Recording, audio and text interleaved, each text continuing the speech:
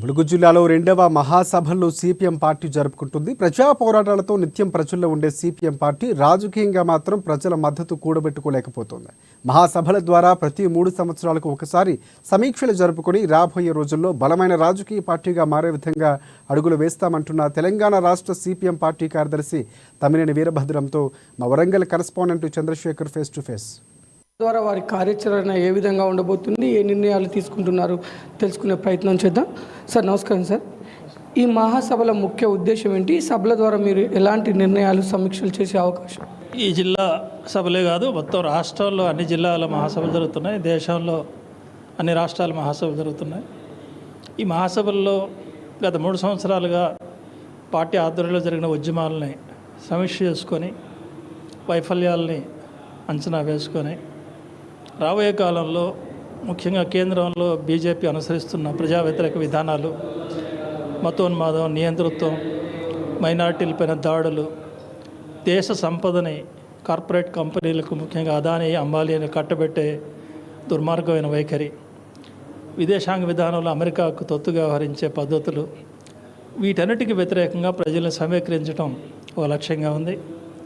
దాంతోపాటు రాష్ట్రంలో రేవంత్ రెడ్డి గారి ప్రభుత్వం అధికారంలో వచ్చి ఇప్పటికి సంవత్సరం పూర్తయింది. వాళ్ళు సంవత్సరం పూర్తయిన సందర్భాన్ని ఉత్సవాలుగా జరుపుతున్నారు. సరే, ఎవరైనా కొడుకు పుట్టినరోజు అంటే ఉత్సవాలు జరుపుతారు. పుట్టిన కొడుకు అందంగా ఉన్నాడా లేడా, కాకిపిల్ల కాకికి ముద్ద అన్నట్టుగా ఏం చేసినా చేయకపోయినా వాళ్ళ పార్టీ ప్రభుత్వం కాబట్టి వాళ్ళు ఉత్సవాలు జరుపుకుంటే మాకు అభ్యంతరం లేదు. కానీ ఆత్మపరిశీలన చేసుకుంటే అర్థమవుతుంది వాళ్ళకి మొత్తం ఎన్ని వాగ్దానాలు చేశారు, ఎన్ని అమలు జరిపారు అనేది పరిశీలన చేస్తే స్పష్టంగా అమలు జరిగిన వాగ్దానం మహిళలకు బస్సు సౌకర్యం కల్పించడం. ఆ విధంగా రాబోయే కాలంలోనైనా రేవంత్ రెడ్డి గారు విజ్ఞతతో ఆలోచించి ఈ వాగ్దానాల అమలు కోసం పూనుకుంటారని ఆశిస్తున్నాం. విజయం సాధించే మీరు ఎందుకు రాజకీయంగా ఈ ప్రజల మద్దతు తెలంగాణలో పొందలేకపోతున్న పరిస్థితి? ఎన్నికలు జరిగే ప్రాతిపదిక వేరుగా ఉంది. సారా, డబ్బు, బిర్యానీ అట్లాంటి పద్ధతులకు సిపిఎం వెళ్ళదు. కాబట్టి ఎన్నికల్లో ఎన్ని ఓట్లు వచ్చినాయని కాదు, ఎన్నికలు గెలిచిన పార్టీలు ప్రజలకు ఎంత సహాయకారిగా ఉన్నాయి. ఎన్నికల్లో గెలవకపోయినా సరే సిపిఎం పార్టీ గత సంవత్సర కాలంగా ఎన్ని సమస్యల మీద ప్రజలకు అండగా ఉందనేది గిట్రాగా చూడాలి. ఆ రకంగా చూసినప్పుడు ఎన్నికల్లో కూడా రాబోయే కాలంలో మంచి విజయాలు సాధించేదానికోసం మేము తప్పకుండా ప్రయత్నం చేస్తాం.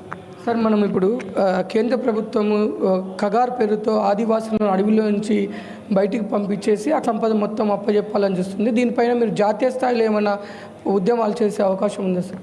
ఇప్పటికే సింగరేణి సమస్యల మీద చాలా పెద్ద ఎత్తున పోరాడుతున్నాం. సింగరేణిని ప్రైవేటీకరణ చేయాలనేది ప్రభుత్వం ప్రయత్నం చేస్తుంది.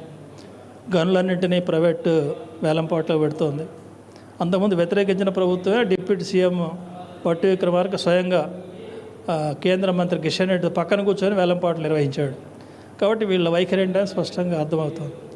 అట్లాగే అటవీ భూముల్లో ఉన్నటువంటి ఖనిజ సంపద వీటన్నింటినీ ప్రైవేట్ పెట్టుబడిదారులు కట్టబెట్టే కుట్రలు కూడా జరుగుతున్నాయి. దీనికి వ్యతిరేకంగా కూడా చాలా పెద్ద ఎత్తున అఖిల భారత స్థాయిలోనే వ్యవసాయ కార్మిక, రైతు సంఘాలు ఇవన్నీ కూడా కలిసి పోరాటాలు సాగిస్తున్నాయి. ఇంకా రాజకీయంగా అనేక కారణాల వల్ల ప్రజల మద్దతు లభించకపోయినా ప్రజా పోరాటాల్లో మాత్రం ఎప్పుడు ముందుండేది ఈ తెలంగాణలో సిపిఎం పార్టీ మాత్రమే అని చెప్పేస్తున్నారు తెలంగాణ రాష్ట్ర సిపిఎం పార్టీ కార్యదర్శి తమ్మినేని వీరభద్రం. కెమెరామెన్ జలీల్తో చంద్రశేఖర్, ANN.